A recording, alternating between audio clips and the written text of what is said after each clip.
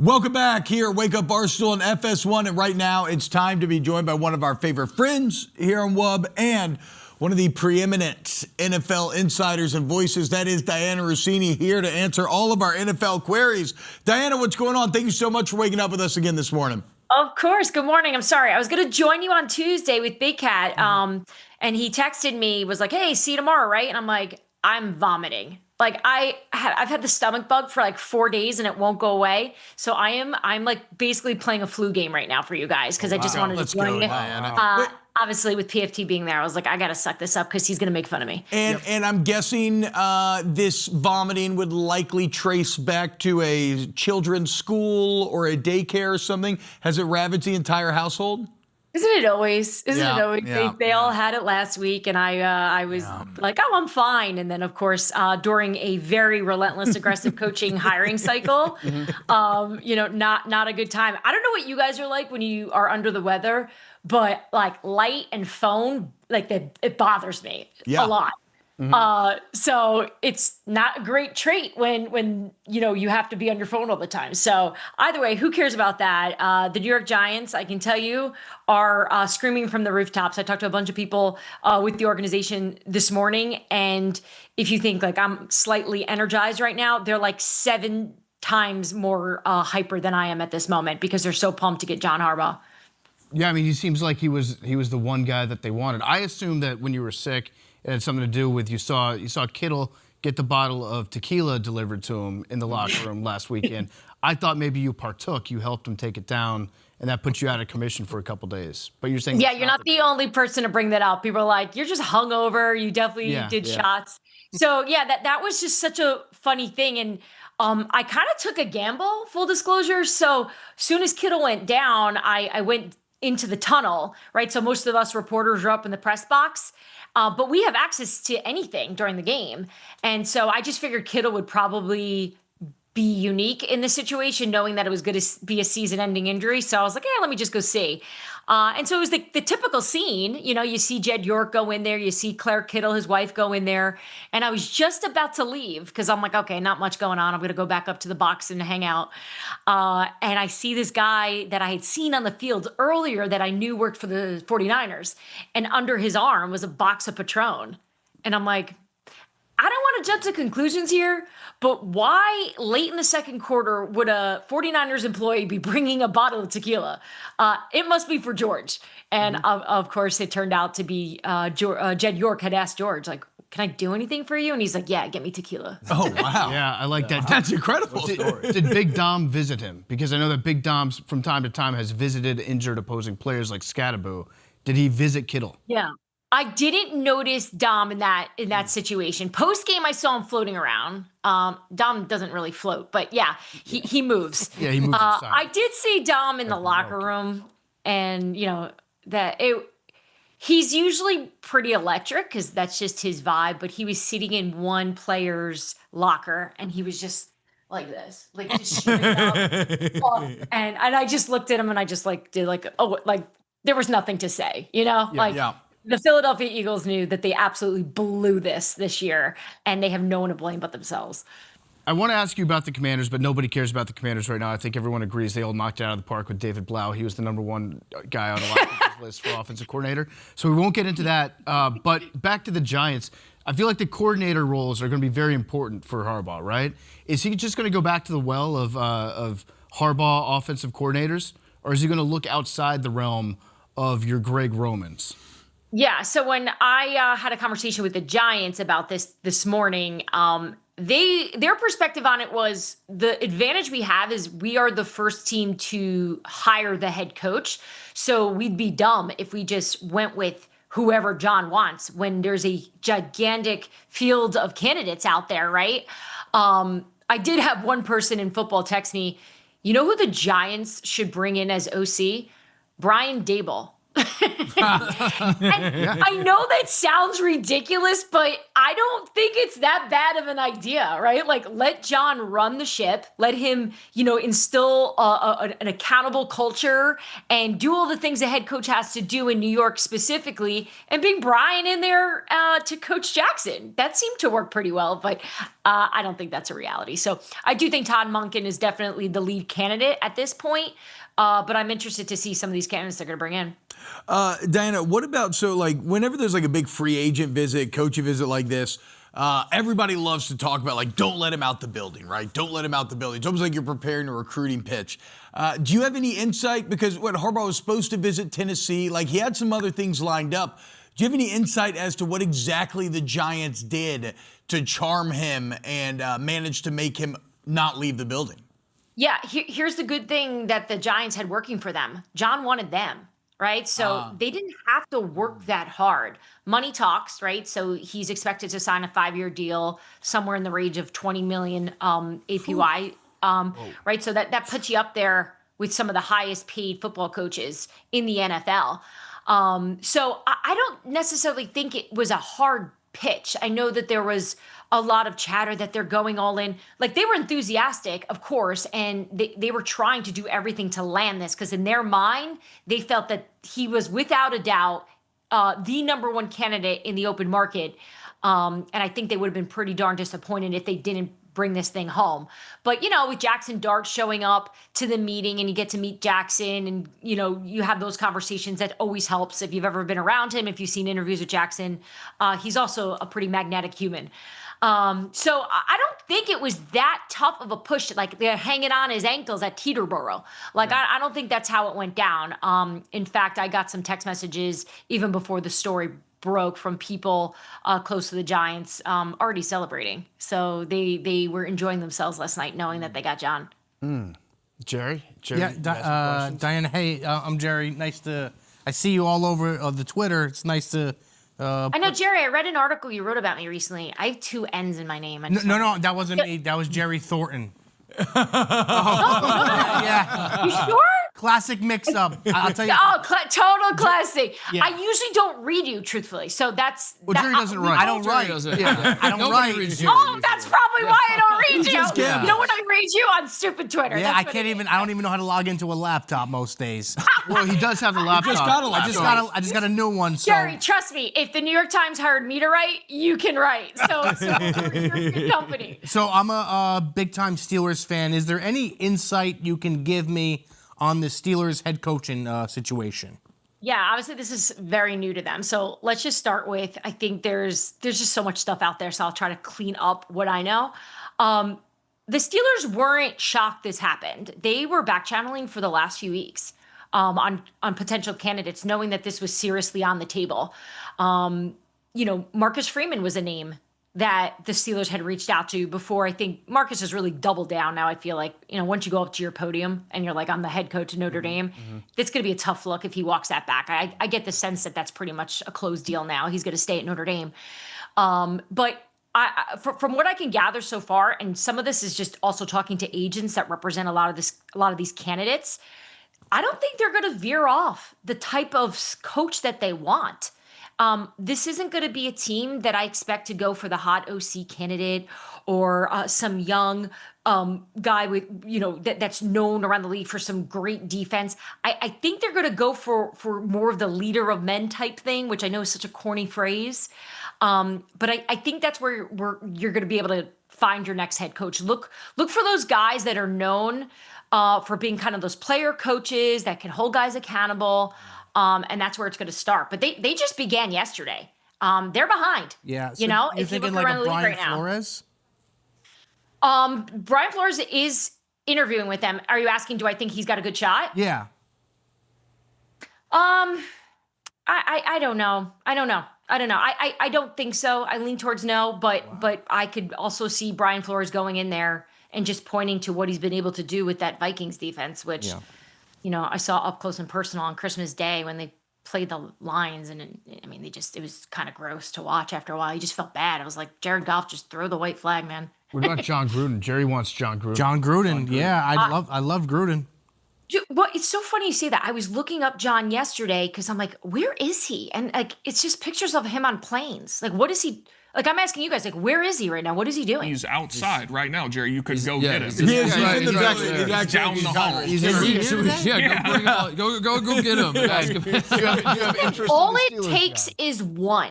Right? All it takes is one organization to bring him in and watch. You will see all of us reporting, 6 teams after that, that are interested in him. But now we've got 8 other openings. The Titans have fulfilled the Rooney Rule. They still have got interviews set up this weekend with Mike McCarthy. They've got Robert Saleh lined up. Arthur Smith met with them last night. Remember there was a time when we just thought this was like a slam dunk for Matt Nagy? And now they've interviewed like 20 people, but they're just doing their diligence. And they're like, yeah, I guess Matt Nagy's not the right guy. They talked to a second guy. I do think teams like to just pick the brains of a lot of these coaches to just see how they do it. They don't necessarily want them, but they're just trying to learn. I also think a lot of these interviews are also interviews for the OCDC candidate openings that they have. And so they just kind of package these things in one. And then, you have this long list that looks ridiculous. But I think they feel really good I think they know what they're doing, actually, in terms of who they're hiring, but they're just going through the process. What about the Falcons? The Falcons are interesting to me because we've got Matt Ryan, who's the president of football, that's the great title, kick-ass job title of all time. And he's kind of like spearheading this thing to a certain extent. Do we think that they're going to go with somebody out of the college ranks? Because I said this a while ago on the show, but I feel like they might have some interest in a Kirby Smart. And Matt Ryan said Kirby Smart in his press conference the other day. Are they gonna be looking at NFL guys, or are they gonna dip their toes into college? Yeah, well, first off, for Atlanta, the Matt Ryan hire was the absolute best thing they could do. Because just talking to coaches that are interested in that job, he's the highlight. It starts there. Wow. Because Matt is so respected around football, and a lot of coaches just know him and they have relationships with him. So that's obviously helpful. They know him from his playing days. Some of them have coached him. So I think that's been such an advantage for Atlanta in this. And look, they obviously have a really good roster. The question mark in Atlanta is always going to be the quarterback, right? If Michael Penix Jr. can stay healthy, I think it helps the sell job, we'll call it. But I still think there's a question mark with what they're going to do at the quarterback position moving forward anyways. Like Michael Penix is going to be there, but I don't know how much confidence people have in him really being the guy for the next few years. So in terms of the college ranks, I don't get the sense that they're looking for an inexperienced NFL head coach. I think they want to go. They don't want to do this whole like first time thing as an organization, because they've done it before. We've seen it. And they've done it recently. So I would expect them to go after somebody who's done it before, which is why I think Kevin Stefanski is probably one of their lead candidates right now. Dianna, a few weeks ago, you came on here and we were talking about maybe something like unexpected that could be coming down, and you mentioned Matt LaFleur, and this was actually backed up with like other reporting over the ensuing time, and then it ended all pretty disastrously with LaFleur in Green Bay this season. What is his current job status? Do you think he'll be back as the Green Bay Packers head coach next year? Yeah, I think I'd word it as it ended the absolute worst way it could have gone for Matt LaFleur, right? Like, that was literally what was like, don't do this.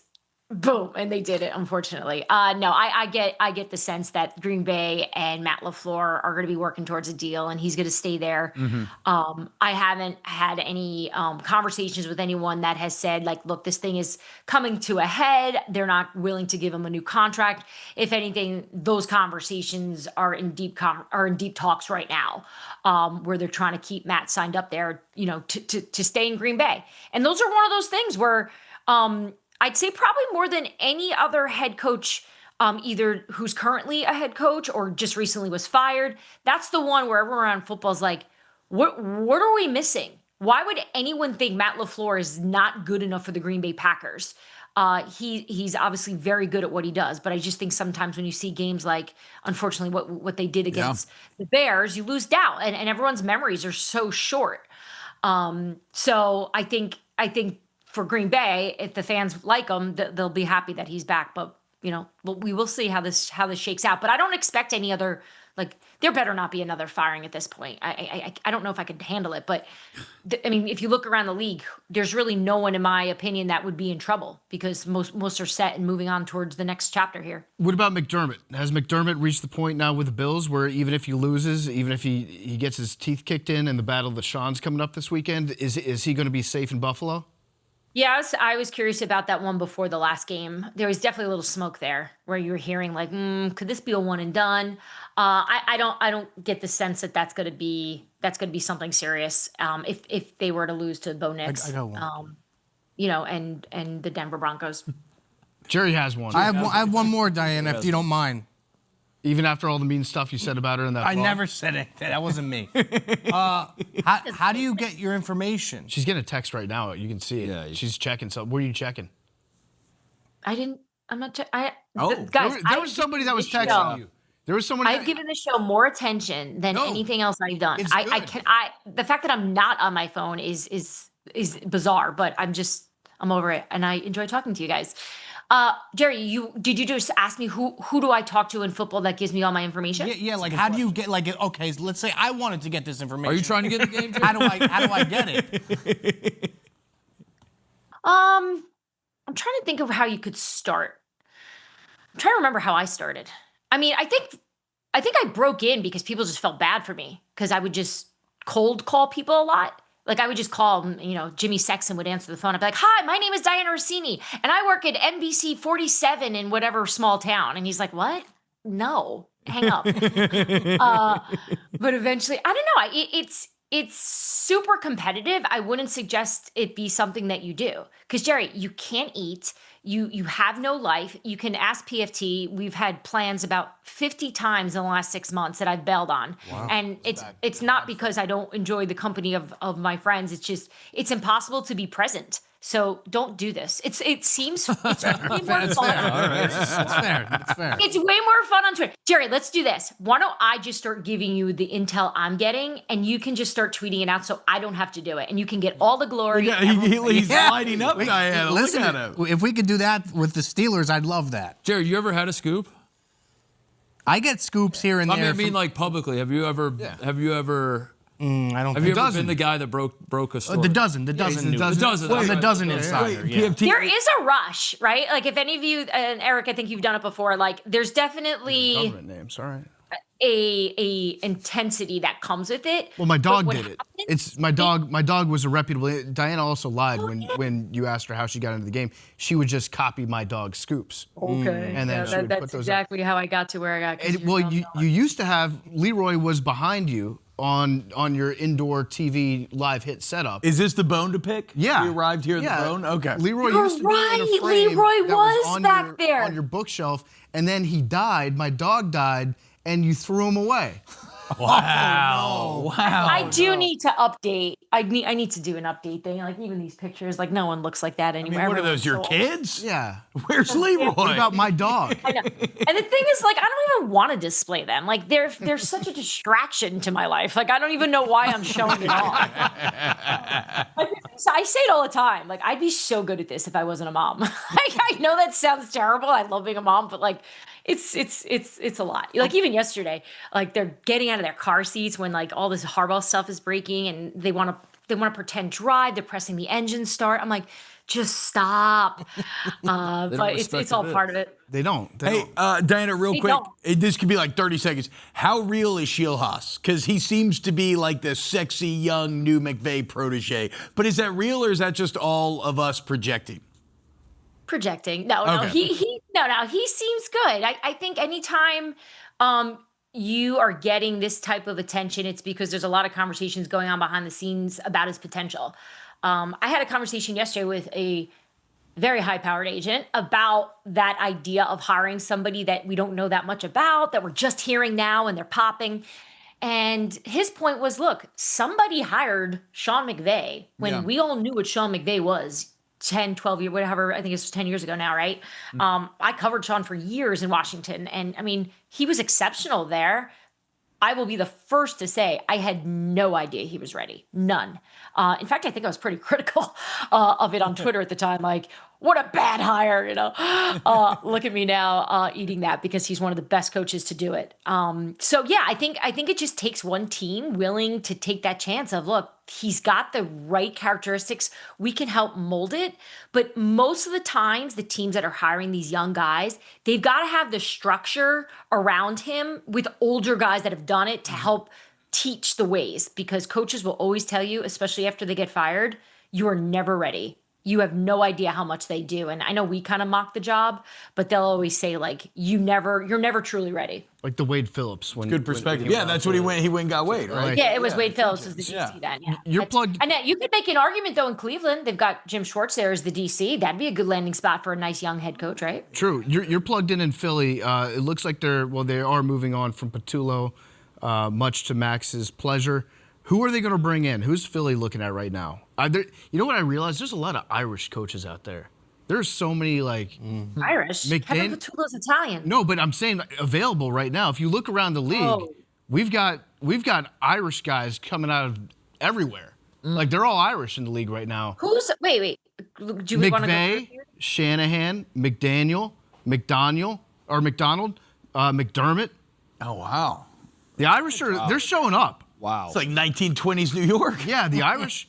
Maybe that's what, in Philly, they're like, we like the Catholics, but let's get the Italian guy out, bring an Irish guy in. Who are they looking at for OC? No, they ain't changing that. Sirianni's staying. They've got a good thing going on there. Don't push those Italians out. We need them in there. Look, if there is any team that needs to revamp this offseason, it's the Eagles. Like, look at the roster the San Francisco 49ers had on the field. You guys don't know this because you've never covered a game as a reporter, but you get like the roster sheet on your desk when you sit down. Mm-hmm. It's just like the lineup. It's not that complicated. But I was playing a game with myself before the game kicked off where I put my hand over the names of the players on defense to see if I could name all the players on the Niners, because I couldn't do it. I knew I couldn't do it. It was bad because these guys joined the team like 2 weeks ago. Yeah. And the point of that stupidity is just the fact that the roster is so good in Philly and that they were really there. The only reason why they didn't do it was because of them. I just think it's going to take a lot of work this offseason to figure out what's the problem. What is it, right? Is it the offensive play calling? Is it the quarterback? Is it the wide receiver? Is it their relationships? So we'll see if they can fix it, because it'd be a waste if they don't. I agree. I think we have the tweet that you put out when McVay was hired. If Sean McVay is actually ready for a head coach job, surround himself with experienced coaches. I still don't like this. What is that date? 2017. January 11th. Oh, it's today. The 11th? So embarrassing. I'm going to send that to him and be like, hey, had your back from day one. Yeah.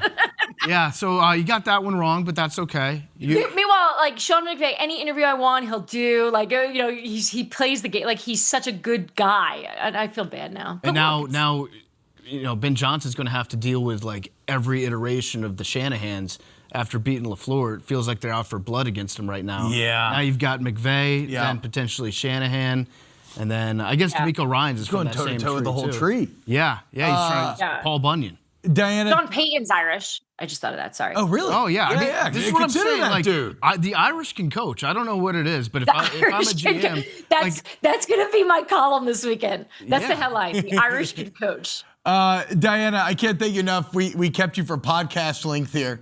It's not generally integrated TV. Please feel better. Everybody should check out Scoop City, the excellent podcast that Dianna does, as well as all of her wonderful work in The Athletic, New York Times. Dianna, thank you. You're the absolute best.